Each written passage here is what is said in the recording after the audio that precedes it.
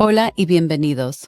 Welcome to TeaTalk&Tarot, the podcast where we mix real talk, tarot, and just the right amount of chismecito. I'm Jax, a master manifester, spellcaster, tarot and oracle reader, dedicated to fostering a supportive and transformative healing community. During our Brujis Roundtable, I will be reading the chismecito with my tarot cards. And I'm Eve, an intuitive empath dedicated to helping others heal, embrace self-love, and step fully into their most authentic selves. I will be pulling oracle cards for our listeners during our collective reading today.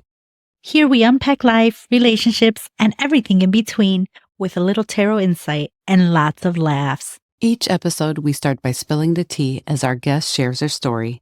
Then, Brujis Roundtable, where we pull tarot cards to offer our guests some guidance. And finally, we wrap up with a collective reading just for you, our listeners, during the collective reading. To learn more about us, or for more insights, updates, and behind-the-scenes content, visit readingthetea.com or follow us on Instagram and TikTok at TeaTalk&Tarot Pod. So grab your tea, get comfy, and let's get into it. Welcome, Lucy. Let's spill the tea. Hi, I'm so happy to be here with you all today. We're happy to have you. So I'm here because I have a couple of wonderings, and I'm going to take you all to the beginning of my story. I'm a daughter of immigrants. My parents came from Guanajuato, and growing up, I had a really challenging relationship with my mom. I think she was always very committed to raising us in a way that I didn't necessarily agree with. We were always meant to be very girly girls. She always wanted us to wear skirts. She had all of these ideas of what it meant to be a girl, and she raised us in that way. And I always really resisted, to the point where she would invite me to cook with her and I would reject cooking with her because I didn't want to feel like I'm being raised to be the perfect housewife. And I rejected all of those things. And it wasn't until college when I finally started to recognize, one, these are life skills that I need, and two, I need her more than I thought that I did. Just growing up as a woman, I had always rejected that. And I think as I've continued growing up into the woman that I am, I'm feeling a lot more pulled towards her, but I still feel a lot of hesitancy and resistance from me because I'm afraid to get close to her because of all of the different challenges that we had growing up. Honestly, I didn't feel like I knew how to communicate with her. I was always a really emotional person, and I think she didn't know what to do with all of that. And I was always labeled as like rebellious and chillona, and I was difficult to deal with. And I think that led us to have a really challenging relationship when I was younger. And now I'm feeling like I want to be closer to her, but I feel this resistance because I feel afraid to get close to her. I can relate to that not fitting in the box of the expectations that parents had. I certainly remember my grandmother, my mom talking about cleaning and cooking and learning to do these things, and I just kept saying, I'm not going to need this. Cuando yo sea grande, I'm going to have somebody else do this for me. And I remember resisting anything to do with femininity as well. So Yeah. skirts, dresses, pink, braids, my hair done. Like any of those pieces, I just completely rejected. So I can 100% relate to that. People who see me now are like, but you're so feminine now. And it's like, if you only had met the child version of me, you would have not believed it because I was a complete tomboy. Yeah, I was like Lucy. I was brought up to moños in my hair, the little dresses, the ruffle socks, the little cute shoes. And there does come a point where you're like, this no longer feels comfortable, right? And you try to find your own style, your own identity. So I can definitely relate to that. And I also, to this point, I don't always enjoy cooking, but there are times, like you said, it is a life skill to have. So it's good that you want to reconnect with your mother. I think for me, it's learning about my roots through cooking. Yes. And I was going to say it's not even that I see it as a life skill. Of course I have to eat, right? But I can eat at restaurants. I can eat in other ways. But for me, it's about learning how to make the dishes that my ancestors, that from the lugares donde vine. Yeah. Mm-hmm. So Lucy, is that where you're trying to connect with, the root piece more than your mom? Or is it that you're really hoping to get back to rekindling that relationship with your mother. And I'm interested to hearing why you're afraid. You keep mentioning that there's this fear. To me, I'm getting there's triggers still. So that's where that fear is coming from, because the triggers that keep coming up from when she was a child and the things that were said. I mean, we could all relate to that. I sometimes feel we all have the same mother, because some of the things she said to my mother said to me are wild. So you're not alone. Yeah, I think it's a little bit of both. I think I'm searching for the connection to my feminine energy, and I'm also looking to reconnect with her.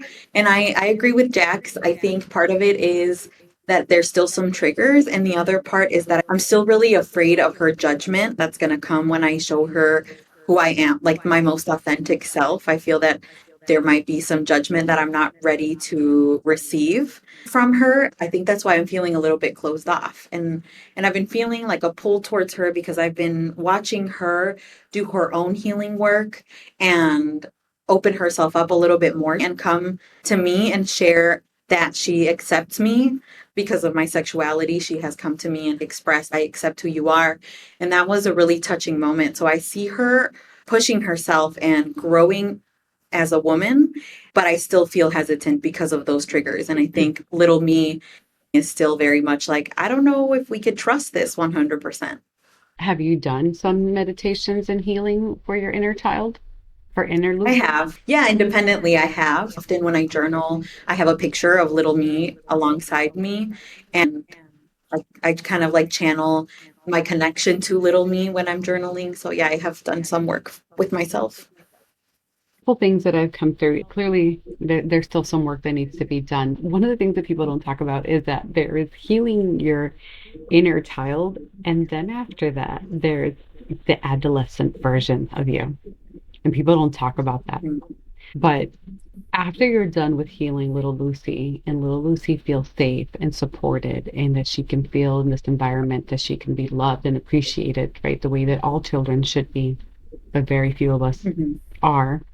There's a teenage version of us that then comes out where we are angry, because that anger of not being in this environment to begin with starts to bubble up and come up. And so I'm getting that there still needs to be work on that. You mentioned you're afraid of the judgment.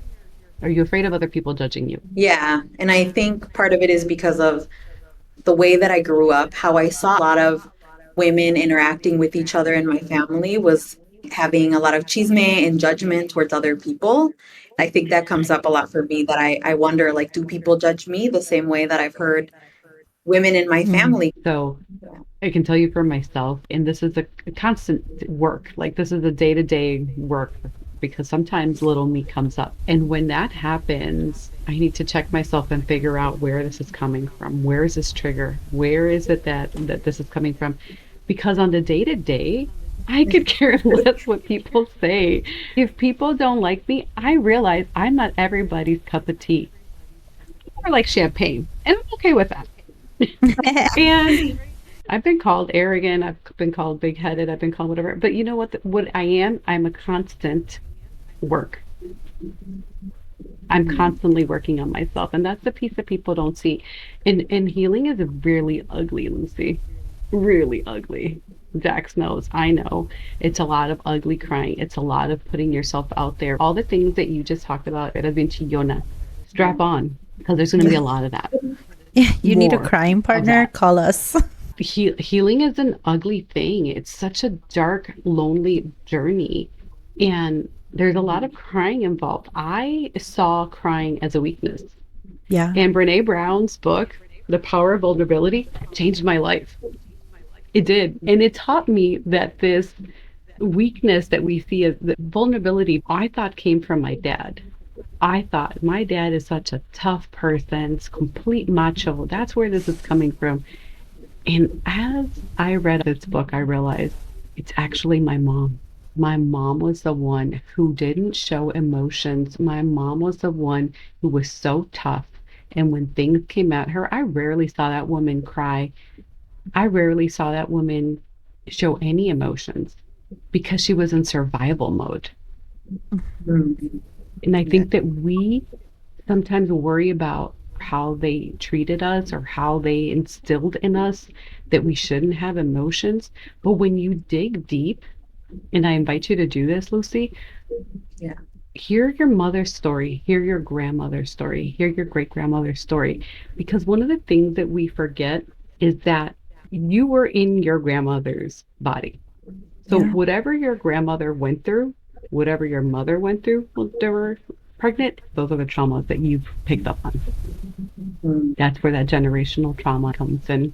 So there's that piece. But when we think about our parents as just people, take away that they're your parents. Yeah. If you were to just hear your mother's story without that expectation, what would you say?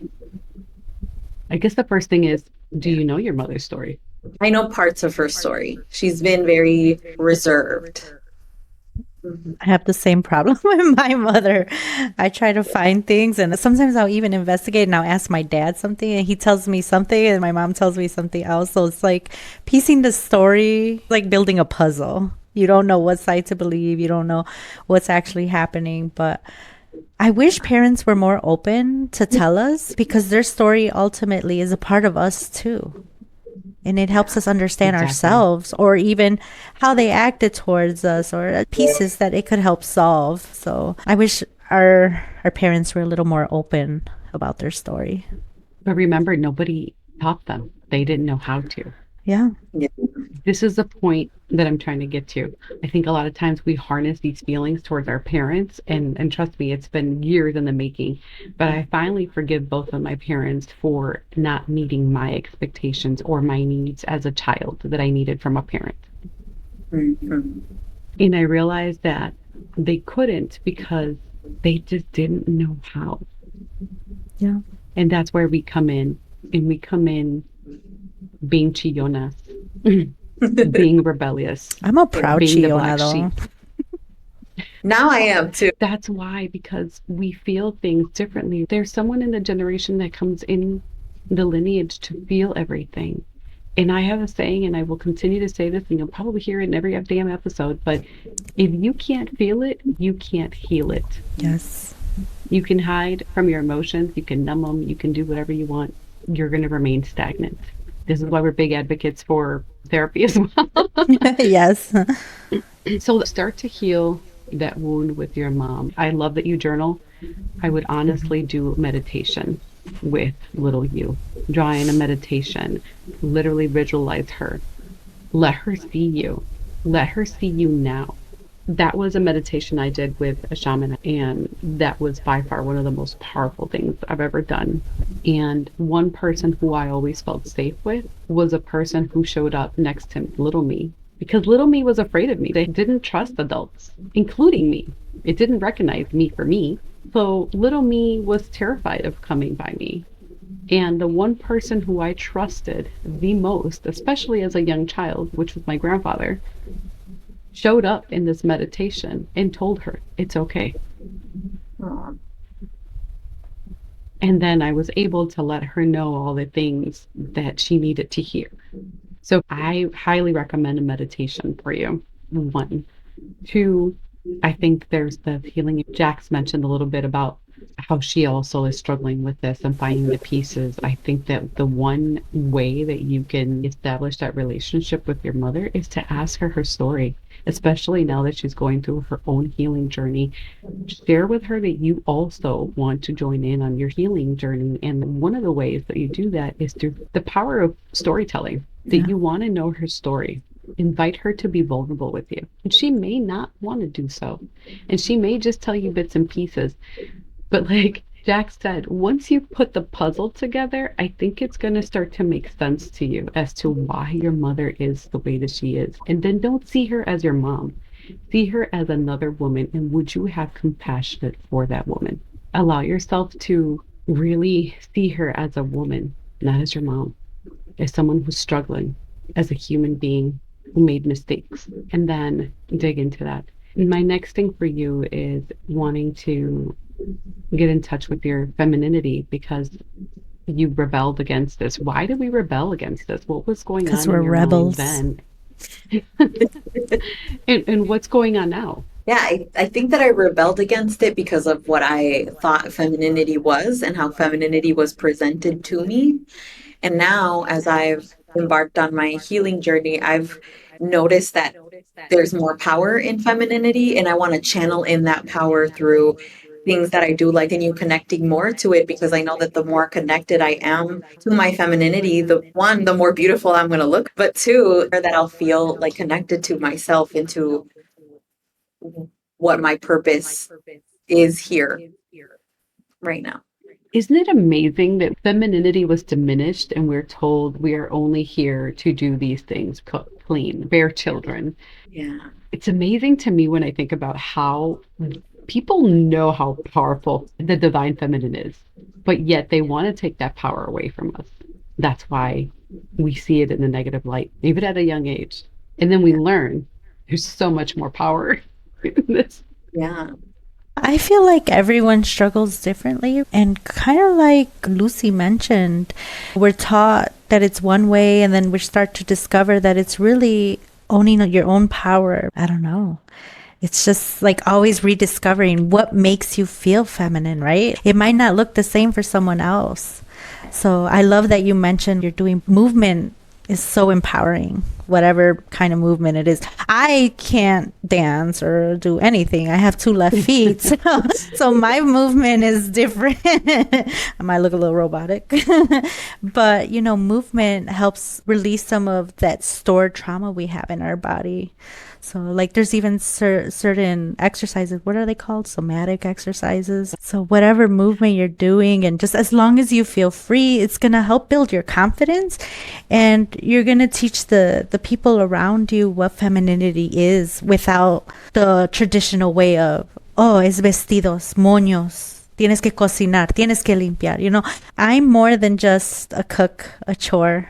So I love that our generation is all about movement, whether it's burlesque, working out, things that our mothers couldn't do because they didn't have the time or the opportunity to. So here we are showing them we can do our chores if we have time. And we have time for ourselves too, because we're showing ourselves some sympathy, some compassion. We're showing ourselves that we matter as well. And we don't always have to sacrifice everything like they did because they didn't really have a choice. We do, so. So true. I just want to note, Jax, that doing the robot is a movement. For me, Lucy, I got into doing burlesque a couple of years ago, and that was really uncomfortable for me. I would say the first 8 weeks. It was really uncomfortable for me because it was putting myself out there. It was being in my body. It was being comfortable with me and then sharing that piece with others. And when you're not used to that, it's really uncomfortable. One of the things that my instructor at that point was like, don't be afraid to take up space.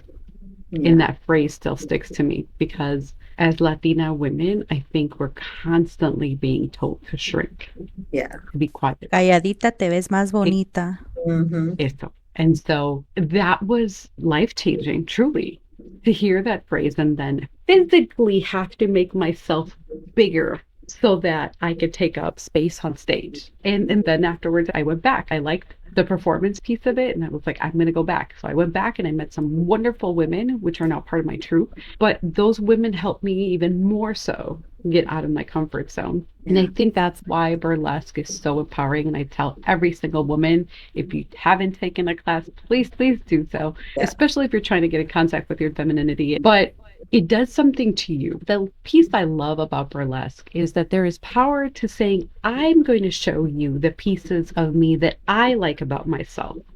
No one gets to dictate that for me. I get to do that. And there's power in that.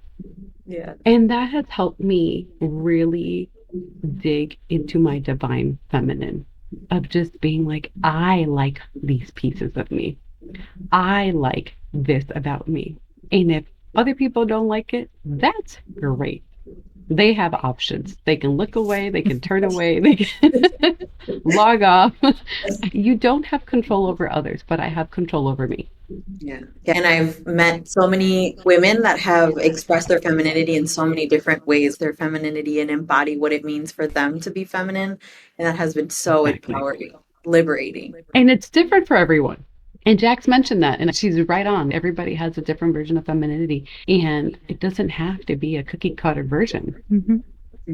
We forget that. What is feminine to you may be very different. But Jax and I actually went to an event this past week to support one of our longtime friends and One of our supporter celebrujis. clients. And I said, "What are you wearing?" Like we typically do with women, right? And I'm like, "What are you wearing?" I said, I'm wearing a dress because I don't have the energy to pick out two things like a shirt and pants. So I'm just wearing a dress. And then I replied with, "Well, I think I'm going to go with something casual. I'm just going to go cash." And I show up and she looks at me and she's like, "This is not casual." She's like, Because "There's we- your version of casual." and this is my Because version we of had casual. another friend who also asked me, hey, what are you wearing? And I told her the exact same thing. I said, I'm wearing a dress because I don't have the energy to look for two pieces of clothing. And Eve said she's going casual, but we know what that means. It's still dressy, like no matter what it is, right? But like all our versions of styling, even that is different. So what's casual to me is like very casual. Exactly. And it's just part of our identity. It's part of who we are. So I love that you're embracing that. I love that you're challenging yourself to do something different, to be in your body, to be in movement, to be in community. I think those are big things to tap into your femininity. I love when women bloom. I love when women invest in themselves and I could see it radiate from them. That's one of the most beautiful things for me to see as someone who struggled, as I mentioned, with their femininity because I was a complete tomboy and that was because it was safe. If these guys see me as one of them, I'm safe. Yes. Does that resonate? Yeah. So as I started feeling safe in my body and I healed, I think that radiates, that comes through. I can't wait to see that energy from you, Lucy. I can't wait to see you more sure of yourself. I can care less. Yeah. Yeah, and I hope you're sharing your journey because I'm sure that the people around you, you're inspiring them. We may not know Yes. at the moment that we're inspiring people, but sharing our story, even if it's kind of awkward and you're like, oh no, people enjoy it because they like to see somebody growing and they're like, hey, this person is blooming. That could be me. So don't let anyone dim your light. Thank you, Jax. It's like you read my mind. I was literally just about to say that. And if someone critiques you and they start trying to dim your light, if those haters come at you, I want you to remember that they're no longer in your frequency. Yeah. And it's okay to let them go. Yeah, people don't have to understand what you're doing. Those people met the other version of Lucy. And sometimes those people no longer belong in our lives. Yeah. So any other comments or thoughts, Lucy, that have come up either about your family, femininity? Yeah. So I was really reflecting on the state of the world and how that impacts my career. Well, it sounds like this is a perfect time to transition over to the Bruji's Roundtable. Yes. And our Bruji's Roundtable allows you to be able to ask any questions. This is my favorite part of the segment. So let's go ahead. Yeah, so during this Bruji's Roundtable, I will be pulling cards and Eve will be picking up messages. However she receives them, sometimes she hears them, sees them, feels them. So it's a community reading. So I had this dream of becoming and pursuing becoming a DI strategist. And just as I'm seeing things unfold, it seems that a lot of the people work that I feel really passionate about is not going to be valued anymore. And so I've been having different ideas of how can I channel my strengths and create something new that can be fruitful in the future and that I can still make a living off of that isn't what I thought and had imagined. I've been going through a lot of different waves of grief and acceptance of this is what's going on right now. This is the reality. So what do I do with understanding what's going on with the state of the world and how do I use what I know to figure out what some of my next steps are? I'm thinking about a new business venture, but this is something completely different and completely new, something that I never imagined until now that I started to think like, okay, what could the rest of my career look like if it's not going to be what I imagined? And I just want to know if I should continue listening to this feeling because I feel a pull towards it, but it's also something very, very new that I don't have a lot of experience in. So it's going to require me to learn while I'm in the process of creating. And so I just want to know if I should follow this. All right. So basically, we're asking if you should pursue this new dream that you're having. Yes. Yes. Okay. So I have the Five of Cups. I have the King of Pentacles reverse. You have the Seven of Swords, and then the Page of Wands reverse. So I'm getting a lot of doubt from you. Is this new career path, does it involve more money? It does not involve more money. It involves more connection to community. Okay. Because I was going to say, it's almost like you have a guilt as well coming with this. Just, I keep feeling it in my body, and I keep feeling scared. Like there's a sense of fear. yeah, the fear came up, but there's another feeling too. So I didn't know if it was guilt because it's more money and you're like, I'm not in it for the money. But it could be reversed, that it's less money, but it makes you feel more alive. Okay. So you're kind of worried too, like, oh man, this is going to be a pay cut. Should I make this move? Should I continue this? Because right now my cards are just showing me how you're feeling, but I want to get a little more of a story of what it would be like if you took this career path. Because I read energy, I don't predict the future. But if you were to take this, okay, so this is where it gets juicy. So I have You said this was Nine of Pentacles. I got the Strength card, and I have the Knight of Pentacles. So what I'm seeing, if you were to take this, it's more aligned with your life path. Like, I don't even know if this is something you do, but you're like, there's got to be more to life. Yeah. I know that I'm capable of doing more. I should be doing something else. This is it. You haven't even mentioned what this new career path is, but it's giving you this inner light, this inner strength, and it's going to seem slow at first. So the Knight of Pentacles is one of the slower moving knights. So I'm gonna show you the card. And he's moving forward, but strategically. So it doesn't mean like, oh, it's slow because things are going to go bad. It's moving slow because you're learning, you're processing, and you're being strategic about it. And the Strength card, that's your inner strength. The bottom of the deck is the Page of Wands still. So there's still that fear that should I go forward? But I'm being told this is more in line with your life path. Would you like to share what this possible career path would be? Yeah, I could share a little bit very broadly because it's still like in the beginning stages of imagining what this could look like. But I've been wanting to pursue a yoga teacher certification, and along with that, share my love of food and baking, but in ways that enhance the way that we move our bodies. So I'm looking to connect both of those things together and create a business in which you can do both. I love that. And I feel like this Actually, is a nice more little aligned. slogan. It's going to be a lot of hard work, but I think you're up for it. We have to get past the fear and find out where that fear is coming from. So with that, any other question? No, I think that's given me some things to think about. I have a question.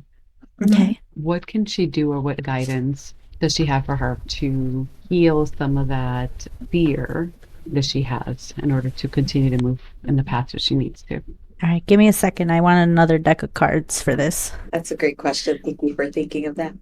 And sometimes my brain is braining. As I'm feeling this in my stomach and this sense of nervousness and fear, I wanted to get some guidance on maybe what you can do to help overcome that. All right, Yeah. I'm back. So what can you do to get over this fear? Is that what it was? Yeah. Okay. Sorry, I always laugh. So these cards say words. And the first word is ascend. The second one's community. And the other one is stuck. And the other one's split energy, the bottom of the deck, which is what you're at currently, right? Trying to decide. So it's telling you decide. What can you do to get over your fear? Decide. That sounds crazy, right? Because it's like, well, I'm scared of deciding, but it's telling you decide and be confident of your decision. Ascend. So it says expansion, evolution, universal intelligence, stay connected to spirit. So what can you do? Connect with yourself. Continue healing, continue growing. The next card was community, friendship, fun, lighthearted. Enjoy downtime with friends and family. So lean on your community. I know we were raised to be like, go, go, go. And sometimes we struggle with asking for help or reaching out to our community. This is telling me, don't be afraid. Reach out to your community, because your community can ultimately be your customers. So network yourself in your community. You already have built a community and you have them. So this stuck card says silence barriers, shift your focus to clear the energy. I just feel it's part of that confusion and that fear that you have right now. So what can you do to get over your fear? Silence all the noise. Listen to yourself. Trust your intuition. You don't have to think about what are people going to think. Will I fail? If you do, let's say you do fail. Yeah. What's left to do besides new plan, right? Like, let's strategically plan. If this is something you still want to do, failure doesn't mean that's the end. Failure can teach you what's going to work in the future. So I'm being shown, don't be scared, continue healing, lean on your community, and make the decision that you feel is right. Because I'm not going to tell you which one. Because if it doesn't work out, I don't want you to be like, Jack said. I keep getting that a lot of this healing, and she mentioned it, this healing is going to be a big part of where your life path is and the direction that you're meant to go. There's more to life than just working a 9 to 5 in an office. And she's absolutely right. If this venture doesn't work, just go back to the 9 to 5. You've done this before. It just may not be as fulfilling.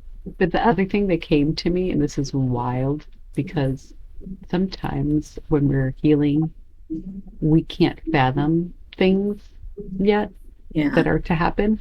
What I heard was that your femininity, who you are, will be your brand, will be eventually the reason that people come. Oh, what am I saying? Sacred space, healing. Yeah. Oh my God. I just got chills. Will be the reason people come to you. Yes. And align with you. These are the cards that came up with sacred space. So as you're healing and you're building your brand, you're creating this sacred space that didn't exist for you, but you're creating it for others. And those two things can coexist. We can still be healing and provide space and community for others. That's what Jax and I do. Right. But I saw this as your brand. And I was like, this is wild. Like, I am seeing this happen. And here you are saying, this is where I want to get to. But in fact, your spirits have already told me it's happening. Oh, yeah. So it's not a matter of making the choice. It's a matter of fully committing. Yeah. Yeah. Jumping headfirst into it. Sometimes that's all it takes. Any other questions? No, that was more than I could have asked for. Thank you. Awesome. All right. Yeah, so now it's my favorite part because we're doing a card for the collective and hopefully will resonate with the collective, but it could still be resonating with Lucy. So here we go. Thank you. And the way I kind of think of it is, what's the energy that we need to take away from this episode for the collective? So what's the messaging that collective needs to hear? So the first card that I pulled says, I am patient, knowing that whatever is of the highest good is coming to me. I am patient, knowing that whatever is of the highest good is coming to me. The second one is, when I surrender my will to the care of spirit in the universe with an ever-present stream of well-being. And this has come up before. And then the next card says, my greatest spiritual shifts don't come through force, they come through freedom. It's back to the same energy of surrender. Make sure that you attune to your spirit, to your energy, so that the things that you're supposed to be, whatever is of the highest good's coming. So for me, part of having patience is healing yourself, is learning patience. So surrender, be patient, heal yourself, and do those spiritual shifts, and you don't force them. What is going to come your way is going to come your way. And then the bottom of the deck, I want to read this one. It says, when I'm connected to spirit, I feel a sense of certainty, magnitude, and ease that I've never known before. And I'm going to share this with Lucy here, because I think that this card most definitely resonates with today's energy and today's episode. Sometimes we feel uncertain. But when you're connected to spirit, there is a sense of certainty, of gratitude and ease. We start to flow and we start to let things just happen for us, then things just come so easy. And part of that frequency is to give gratitude. And when we start to be aligned, everything else aligns for us. And it comes, so when I'm connected to spirit, I feel a sense of certainty, magnitude, and ease that I've never known before. And I felt that today. I saw it. When things happen so easily and you're in alignment and you're in your purpose, things come incredibly easy. I hope that resonates with folks. I hope that they understand that when we make that spiritual shift, when we align with what we're supposed to do, when we start to heal ourselves, that inner self, that inner adolescence from our traumas, from our parents' traumas, that things start to align and we start to have a sense of peace and the easier life, which I think we all aspire to be. So thanks everyone for listening. Lucy, thank you so much for sharing your story, for coming on today and sharing a little bit about yourself, your healing journey. And we can't wait to see the amazing things that you're going to accomplish. Thank you for having me. Yeah, thank you, Lucy, for sharing. Now you know if you need some Chillona buddies, you know who to call. You know where to find us. We're here to support you in any way we can. Thank you. Just a reminder that these cards will be available for you to view on our social media channels. So, Brujis, let's talk about it. Have you ever caught yourself rejecting your feminine side because of what you thought it meant? Have you ever held yourself back, your true self, because you're afraid of being judged or misunderstood? And how do you know when it's time to stop hiding yourself, to trust your intuition, and step into your power?